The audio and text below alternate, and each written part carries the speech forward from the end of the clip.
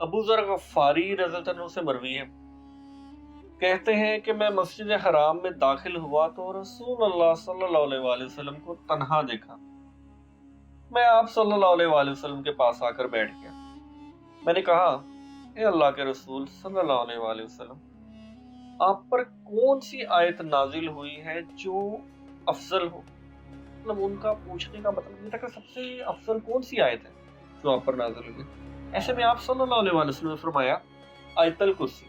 ساتوں آسمان اس کرسی کے مقابلے میں اس طرح ہے جس طرح کسی صحرا میں کوئی چھلا پڑا ہو۔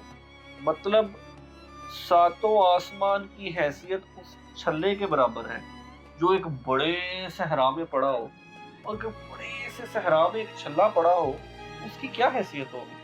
اور رسول اللہ صلی اللہ علیہ وسلم نے فرمایا، ساتوں آسمان اس کرسی کے مقابلے میں اس طرح ہے جس طرح صحرا میں کوئی چھلا پڑا ہو، اور عرش کی فضیلت کرسی پر اس طرح ہے جس طرح اس صحرا کی فضیلت اس چھلے پر ہے۔